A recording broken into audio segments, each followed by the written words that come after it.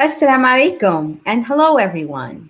I'm your host, Hannah Zuberi, and welcome back to another episode of Justice for All Now.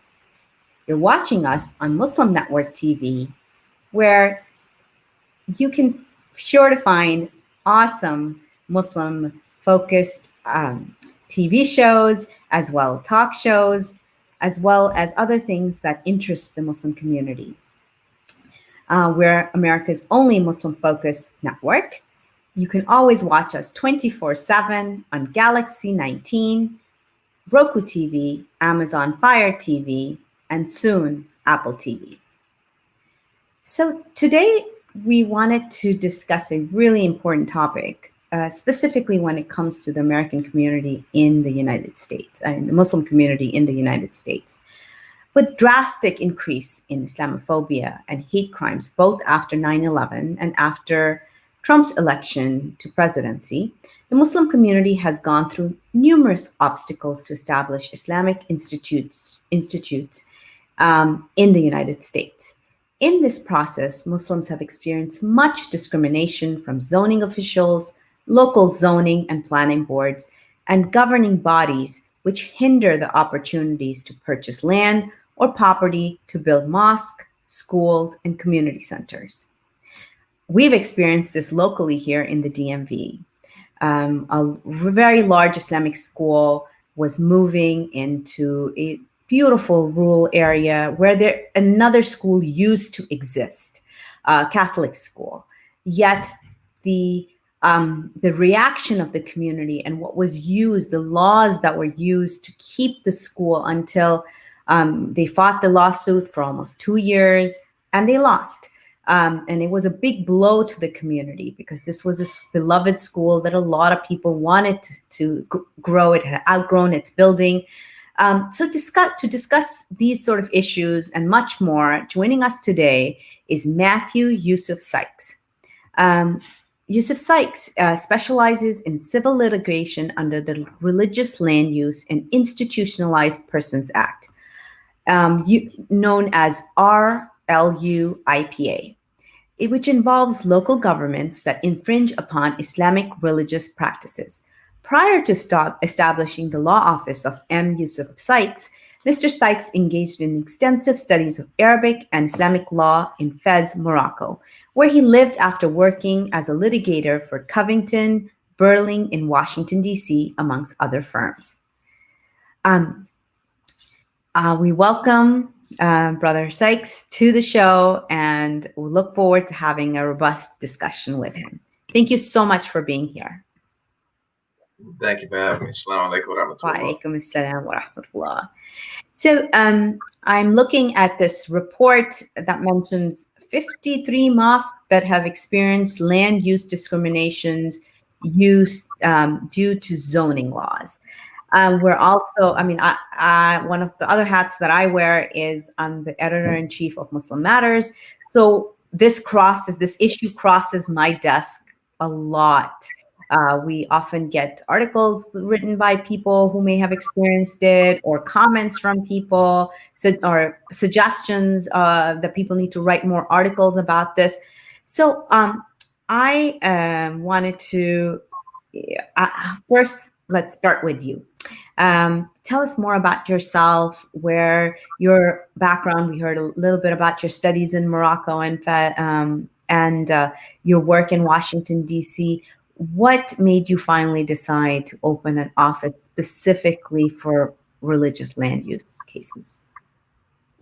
So I've practiced law for about 7 years now. I should say 8. And during the time, I've really looked for an area of the law where there's an intersection between legal practice and serving Muslims, serving the deen, doing something that I see as pleasing to Allah, that I benefit from later on, a good work. And when I started out practicing law, I was with the Lawyers Committee for Civil Rights under Law, and I was doing justice-oriented type work. I was doing work for disabled students, educational advocacy. And then after that, my mindset changed a little bit, and I thought that, I should really study more about Islam itself, about the Islamic tradition. And that's what took me to the large firm, because I wanted to save up money so that I could go study. And that's what took me to Morocco. I was actually planning to study for much longer than I did. I wanted to do 10 years, but a combination of circumstances brought me back, COVID being one of them. And when I came back to the States, I thought, I should open up my own practice and really find an area of the law where I'll feel fulfilled, like I'm still doing something tied to the deen, tied to Islam, and that is benefiting the Muslims, and work that I think is needed. And I was practicing zoning law, land use. I was at a land use firm, and I got exposed to this area of the law. I reached out to CARE, and I just asked if they had any cases that they were unable to handle for whatever reason, or would need extra assistance on, that related to RLUIPA, which is the Religious Land Use and Institutionalized Persons Act. And I ended up handling a couple cases in the area, and I saw just how prevalent the issues were, and how in the Islamic community, there's very little knowledge about the laws and the rights that are provided under this federal statute. And so I thought it'd be a good area for me to specialize. And I thought it'd be something that's needed. So you mentioned 53 cases across the nation that have either been litigated in the past or are currently being litigated on behalf of Muslims and Islamic institutions that are facing discrimination. But I think that's really an underrepresentation of the number of masajid and institutions that experience this kind of discrimination, because I've seen in general, if, say, for example, you have a Muslim congregation that buys a plot of land and wants to make it a burial site, or buys a property that used to be a church and wants to make it a masjid, when they run into problems with the local zoning board or the planning board, I'd say 8 times out of 10 or 9 times out of 10, if they face a lot of opposition, they'll just pack up and find an area that is more welcoming, where they'll have an easier time. That a lot of times is easier from a cost perspective. For example, if a hearing is dragged out for months, it can be very hard on the congregation in terms of resources and presenting a case before the local board. And a lot of times they just pack up and leave, or they cede to a lot of the demands being placed on them by the board, or change their mission, change their approach, change their appearance to try to please the zoning board, and almost tone down how Islamic they are in hopes of getting their application approved. And that is something that's not necessarily the lawyer. Mm-hmm. Could you please explain to us what exactly is the Religious Land Use and Institutionalized Persons Act? So technically speaking, it's a federal law that prohibits local governments from implementing zoning and other land use regulations that infringe on a person's or group's religious exercise. That's the technical definition.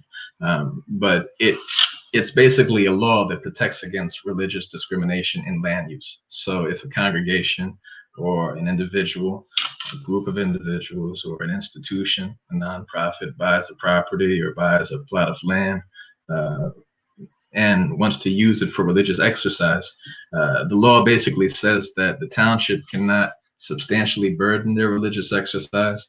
The township cannot treat that religious exercise any different than a similar secular use. So, for example, a masjid in a lot of ways is similar in terms of it's a place where people congregate, come together. It's very similar to a community center, a secular community center, or a private club, or other secular uses that exist in many townships. And if it's found that the township has treated the house of worship any different than those secular uses, that is also prohibited under the statute. And you could bring a claim under RLUIPA to force the town, where the court will issue an injunction allowing you to use the property for religious exercise.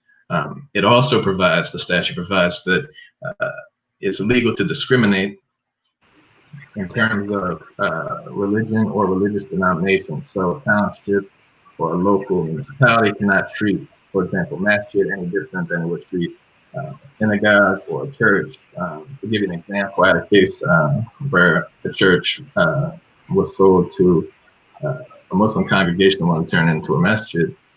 The church itself had not had off-street parking for over 100 years.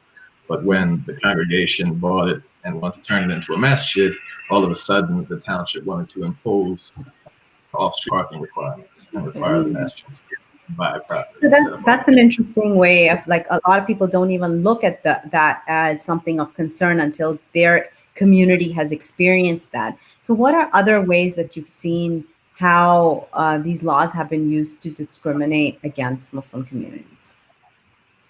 There are a lot of technical requirements at the zoning board level. For example, if you're submitting an application for approval of a project, there's something required a lot of times if you're making, it's called that site plan, if you're making changes to the exterior of the building. It's usually not required if you're just changing things on the interior. I've seen cases where masjid will buy property and then the township will say, even though they're not changing anything on the outside of the building, that they need to submit a site plan, or they need to provide additional parking that wasn't there before, or they need to arrange to get a septic system installed that hadn't been there before. So imposing a lot of technical requirements, things that have to do with land use on a masjid that weren't otherwise imposed before the masjid was there at the property, or aren't being imposed to the same extent on churches, for example, or synagogues in the area, or on secular uses. So to give you another example, you may have a masjid that buys property in a strip mall and like a shopping center and wants to use it as a masjid, a suburb.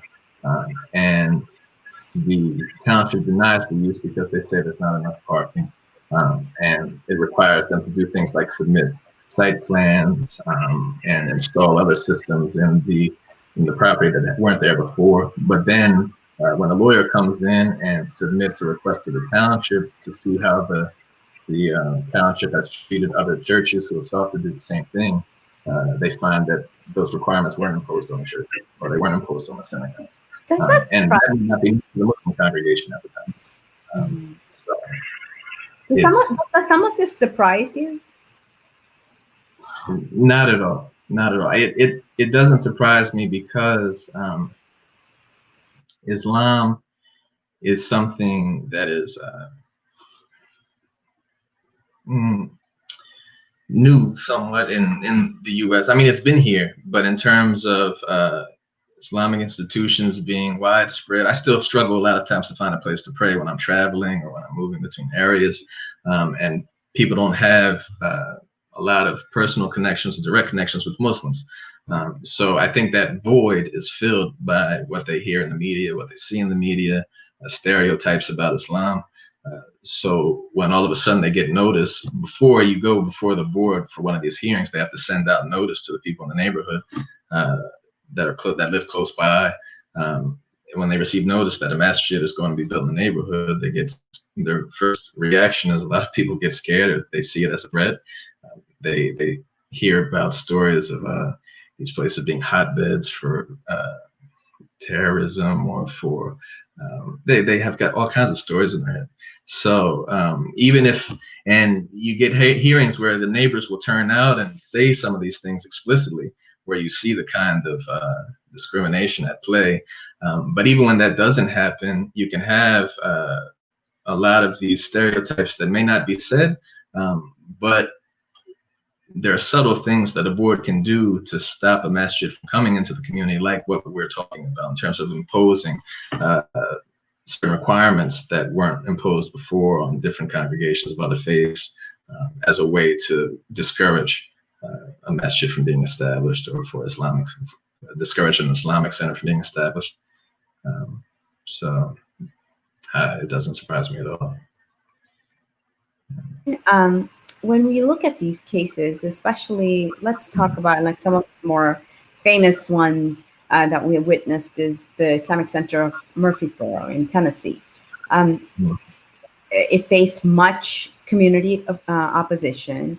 In many other cases, the opposition is centered about neighborhood concerns about traffic, noise, parking, property values. That a lot of times, even churches, big churches, might get that. Maybe commercial construction project might get that. But as you talked about, and we've seen, so those viral videos of opponents of mosques also cite fears about Islam, Sharia law, and terrorism. So to what extent can community resistance impact the implementation of these discriminatory land use and zoning laws? I think it can influence how the board treats an application, a land use application, because the board members a lot of times are elected officials. So they're answerable to the community. So a lot of times if they want to keep their job, they can't ruffle too many feathers. They can't make too many people upset. So it's directly connected, even if they don't acknowledge it, and they almost never will. They won't acknowledge that they're being driven by any kind of discriminatory animus or ill feelings toward one religion or another. But I think it's a sort of unsaid reality, and it's linked to money and jobs, of course. That is so true. And because and a lot of times the community itself might not be civically engaged. They might people don't know who Muslims are. All they've seen is something on television about Muslims. So a lot of times, have you seen cases where people have sat down, the communities have sat down, talked about it, shared, broken bread together, and sort of like a case goes away? Or usually is that not the case? Do you mean people on the side of the township sitting down, or the side of the masjid? Yeah, both masjid members of the mosque as well as the township sitting together and sort of talking it out. Yes, so not all cases end badly.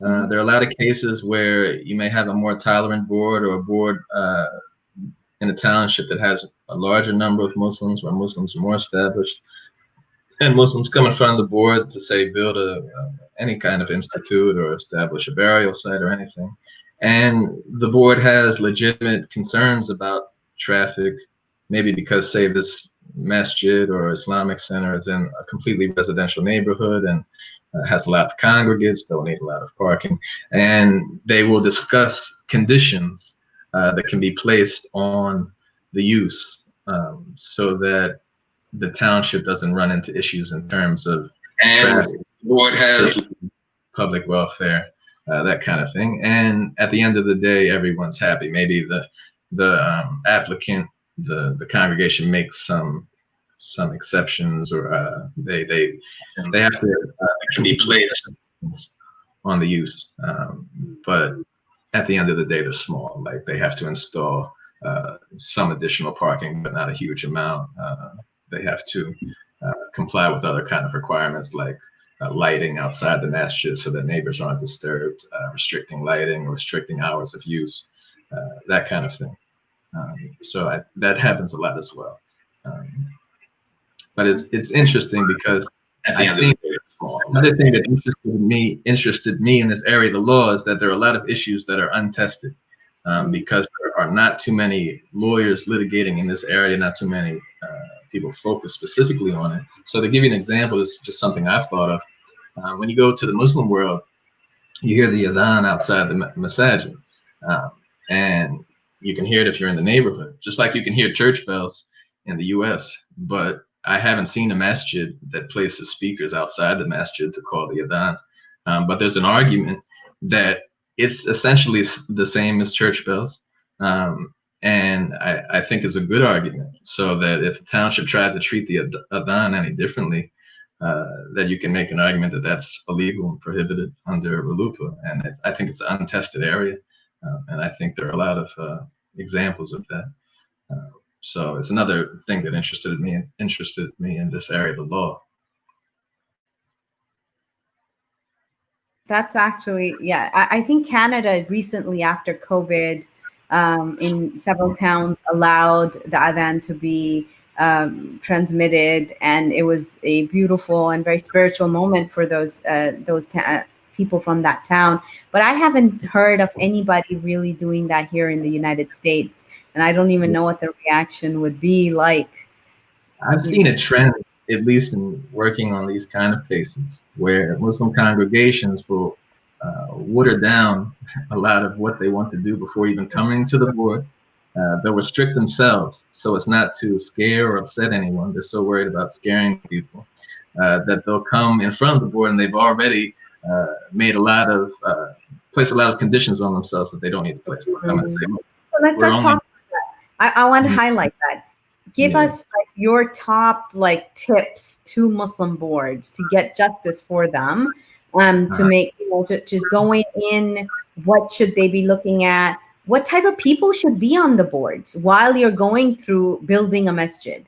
Who should you be electing onto your board, or the committee?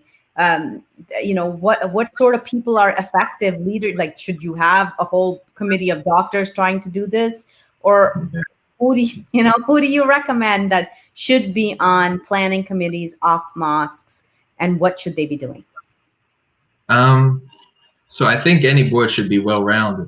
There should be a variety of individuals on the board from a variety of backgrounds, both converts as well as non-converts, immigrants as well as non-immigrants, educated people in all fields, people from the community, people who have moved to the community.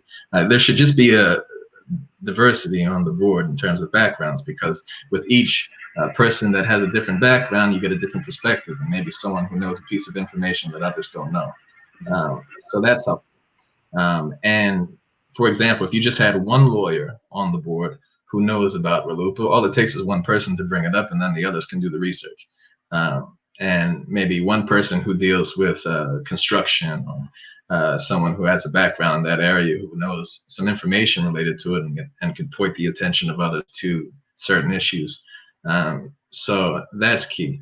Another piece of advice I would have is to not water down or restrict the Islamic nature of an Islamic institute.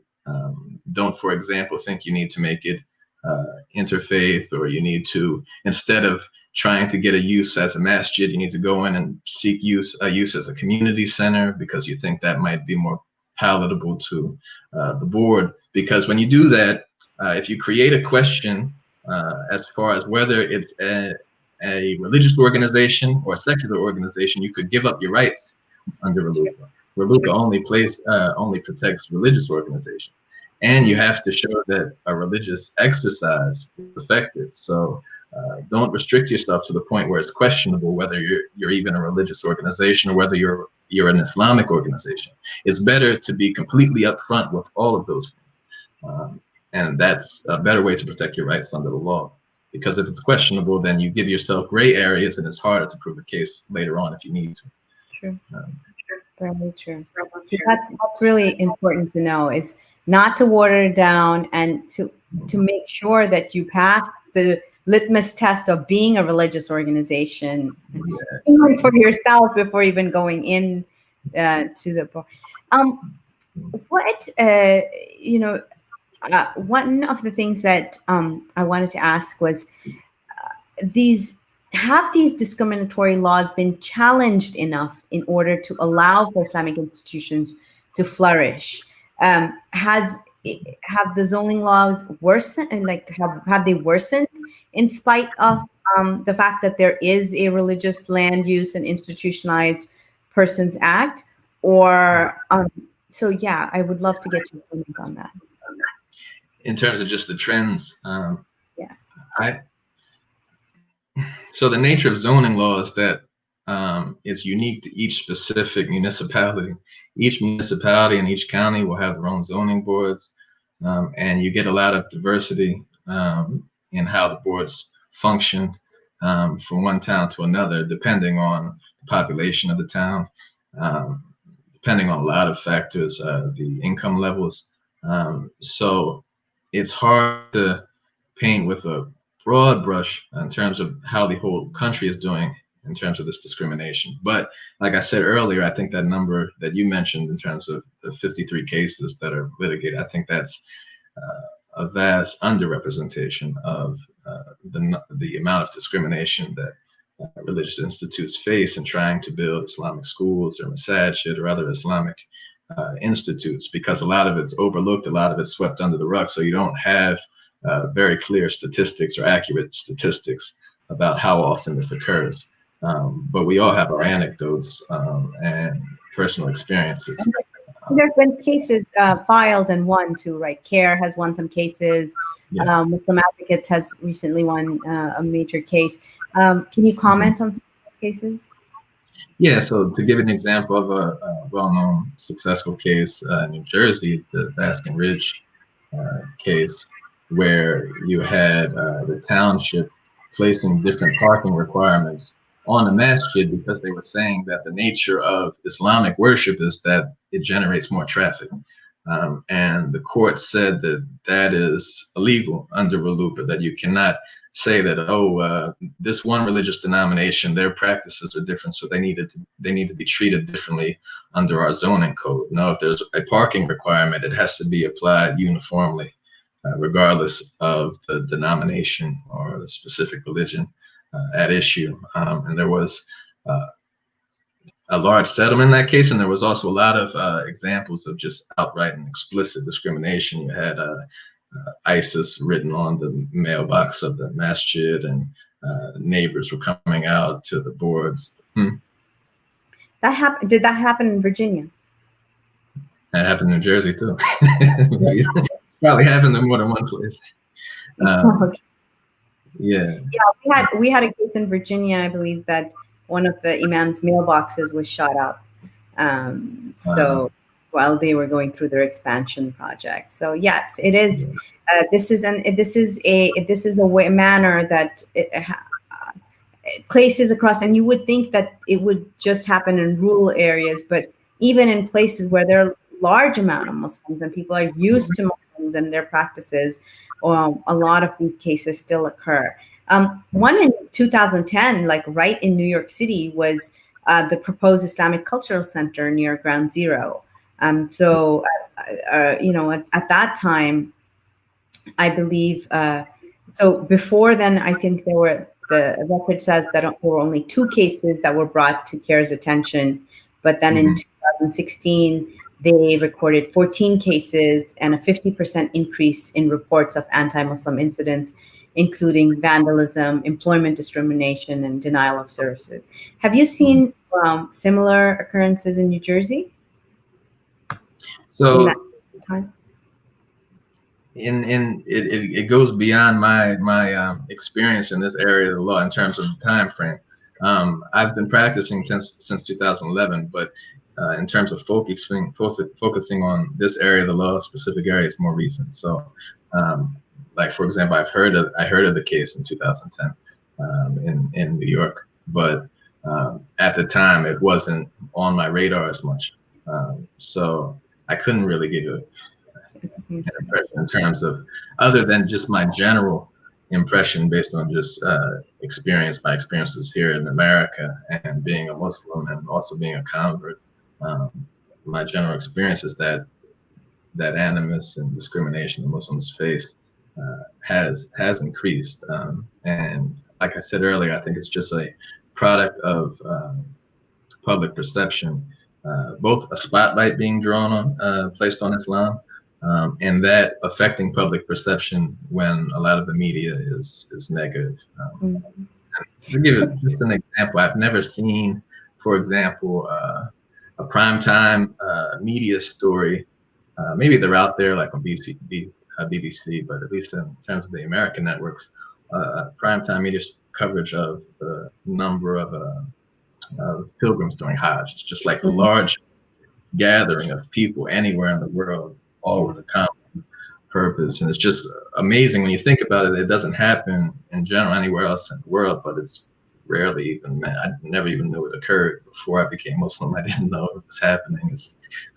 So you don't see any spotlight brought on the religion unless it's something negative in general, not in all cases, but by and large. So I think that has an effect on people's perception, and they tend to operate based on it. And then you see this kind of discrimination. So, based on your professional expertise, what can Muslim communities do in order to further combat these land use discrimination? I think Muslim communities can better educate themselves about their legal rights. If they're preparing a land use application or purchasing a new property, number one, they should research the particular zoning district that they're planning to buy in or develop in, see whether houses of worship are permitted use. Sometimes if a house of worship isn't a permitted use at all, but other institutional uses are permitted, like community centers, this can be a claim in itself. But it should do its homework as far as the law is concerned. Also do a Google search, look at the DOJ's website, look at other resources out there in terms of what are the protections for religious exercise, so that they know what their rights are and can be fully prepared. And also don't be hesitant if they feel like there's discrimination going on to consult with counsel, to call CARE, to call other attorneys specializing in this area of the law just to get an opinion about what's going on and whether there's actually something illegal going on. How would we find you? Like, if I was on the board, is there like a resources page, a website somewhere that, and I'm just thinking, why hasn't something like that been developed by the Muslim community if so many mosques go through it? Is it because the zoning laws are so different from place to place? I'm not sure the reason. I think it's number one, it's a little known area of the law. I practiced for 10 years and didn't know about it. And I think there's just a small number of Muslim attorneys that are really focused on this area. I don't know. I mean, that's what encouraged me or inspired me to start my practice. In terms of how they would reach out to me, I don't know if you provided my contact information, but I'm open. Yeah, we'd love to. We'd love to put that up. And, for legal assistance, call Yusuf Sykes' office. This is going out to any community and so you were able to practice throughout the country? So I'm licensed in New Jersey, Pennsylvania, and DC. But if filing RLUIPA is a federal law, so if I was to file a lawsuit under RLUIPA, I can seek to be admitted. They call it pro hac vice in the jurisdiction of the cases. So I can practice in any state. I would just need to be admitted pro hac vice. It's an application I would do with court. So I'm open to considering cases from across the country. Okay, that's excellent to know, because this is really important, because just in just past 10 years of covering and covering the Muslim community, writing about it, this has come up so many times. And just to have now the next stage of development where we are having lawyers from within the community tackle this issue, because it's so prevalent, is really exciting. And we need to share this with as many people as possible. But I'd really urge development of resources as well, because a lot of times when communities are going out to make mosques, they don't know. So maybe even a just short articles or something of that sort, that if someone was Googling it, it would come up. And they, before you plan a masjid, look at, this stuff, or these are the resources. So that would be really, I think, a powerful resource for community. I'm also currently working on trainings for RLUIPA, religious rights, which I'm hoping to present through organizations like ICMA and ISMA. So I think training is another essential thing, because even if the congregation doesn't retain counsel, it'd be helpful for them to go through a training where they know their legal rights. Because a lot of times boards aren't knowledgeable about RLUIPA either. So even just bringing it to their attention, it doesn't have to be done by a lawyer. It can be done by a member of the congregation. That can go a long way in terms of helping. Put that definitely training. I think it should be mandatory training for masjid boards. Things like civil rights, along with civil rights trainings like this. When you sign up and get elected to be on a masjid board, you go in with nothing. Like it's just you put your name on the ballot and then you're thrown in, and now you're running these sometimes mega, projects, millions of dollars without any expertise. And I mean, I kudos to our elders who have fought it out without, knowing a lot of times they were immigrants and they didn't know the law, or the indigenous ones, they were so crushed by the amount of money needed to fight these cases that the communities couldn't afford it. So it's really like, and this is exactly how Islamophobia is institutionalized. And this is when people don't, when you talk about institutionalized Islamophobia, this is exactly what we mean, is things like this occur. And what have you seen, like, when you were actually fighting those cases? I'd love to, hear some of those stories from the courthouse, or from like where what was your toughest case yet?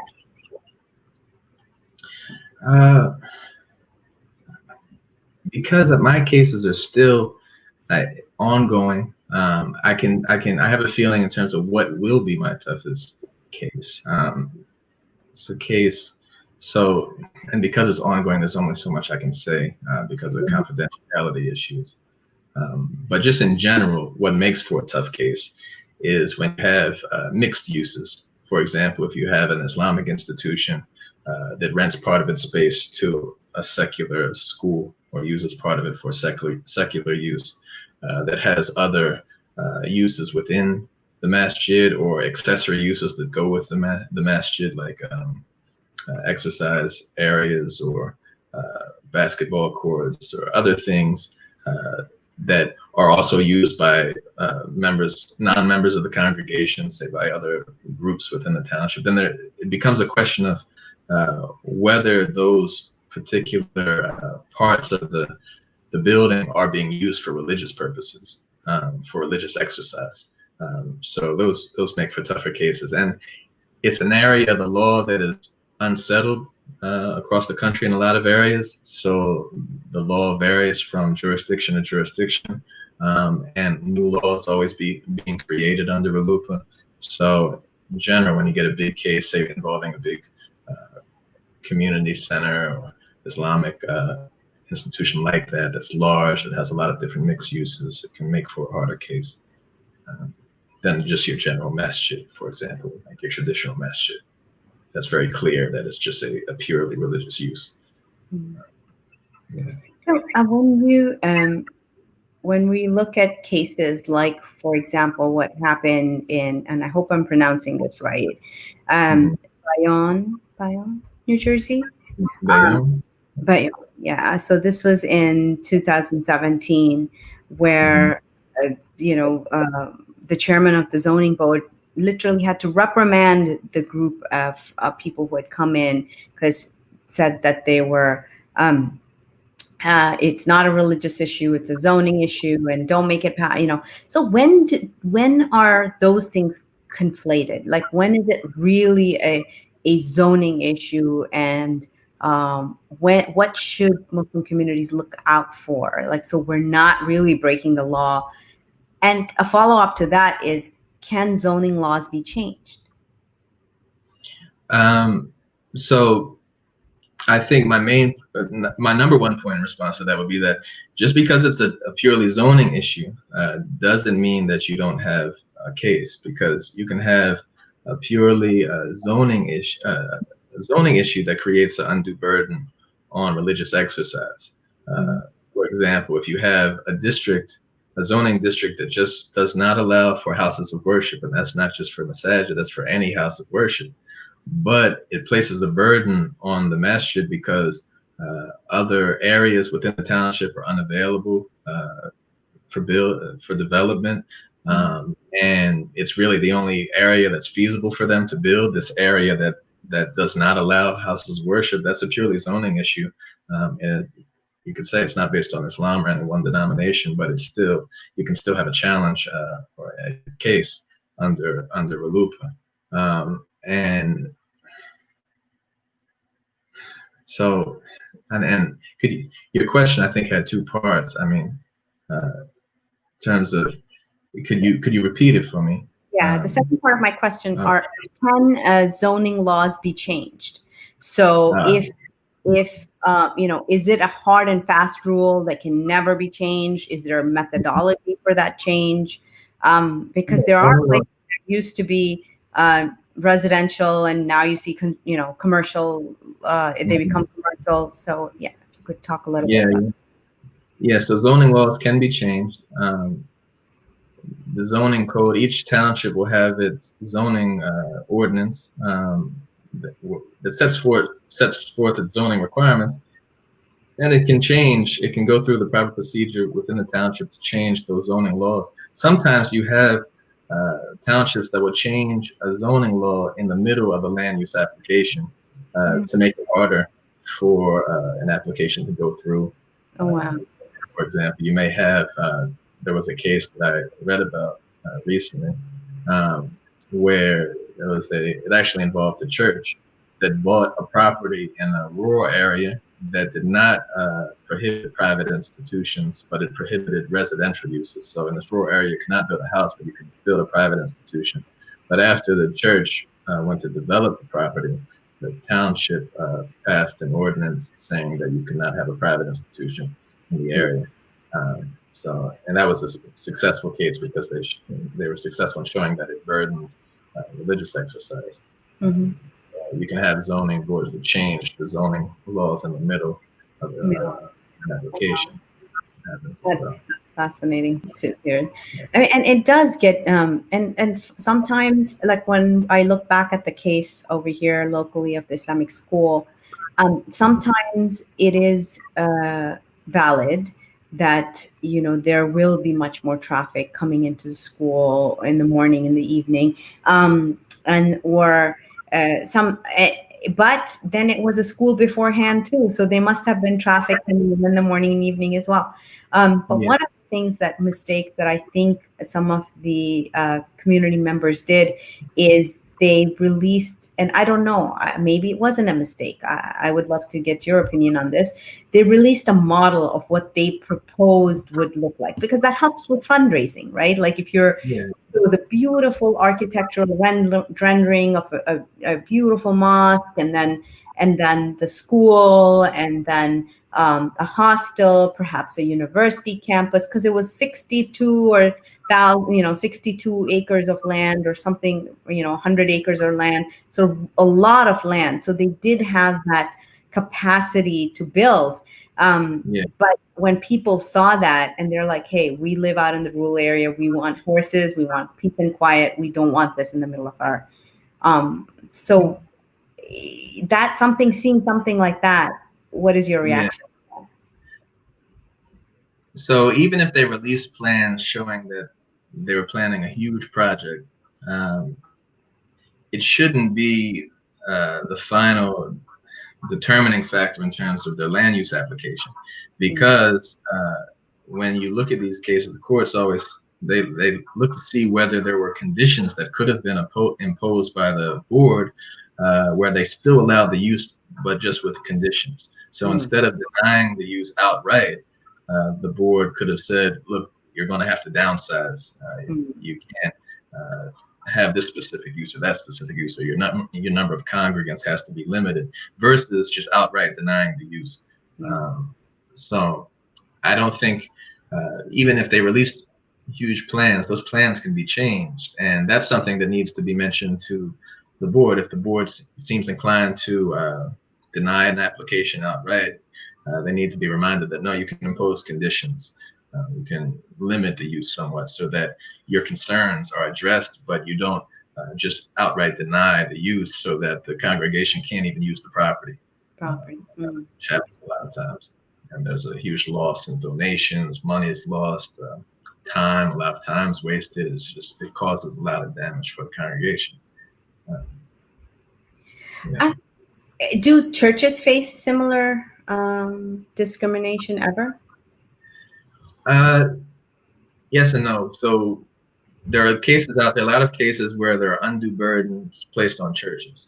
So they argue that this, because of the way the zoning is set out, they're unable to build the church that they wanted to build or exercise their religion the way they see fit. They give an example. There's a case where a church had an area outside for homeless to sleep and to basically have a place to come. And the police started coming in and removing people, arresting people. And the church went before the court and said, no, this is part of our religious exercise, caring for the homeless. And they won. They won. They won in proving that the township's actions were interfering with their religious exercise. Wow. That's one example.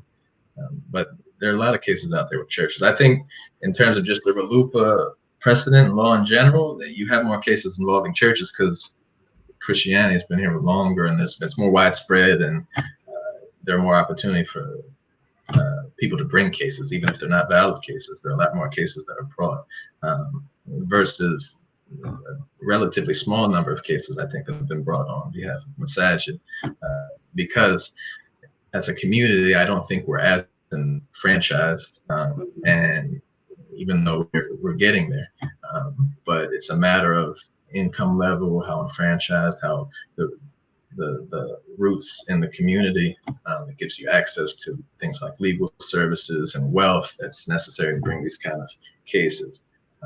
So I think it's an area where we still need work and more representation.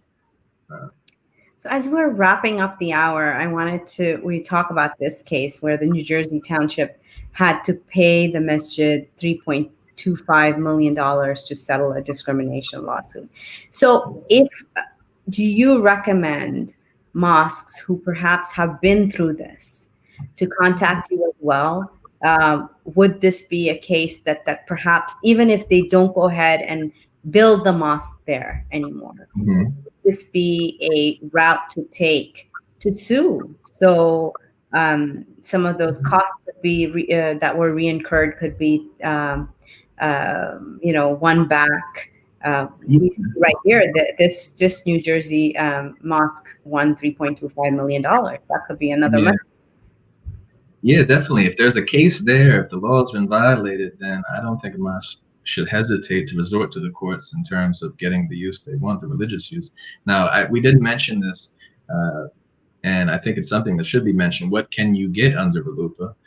You can get an injunction where your use is granted. You're allowed to build and develop as you want, or the board has to go through and issue the proper permits according to law.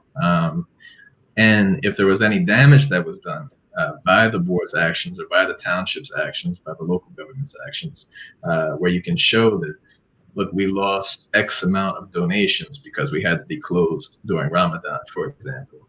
We lost contracts with our developers because of the delays. We lost other funds because of what happened. Then you can recover those damages in some instances. And there's also attorney's fees.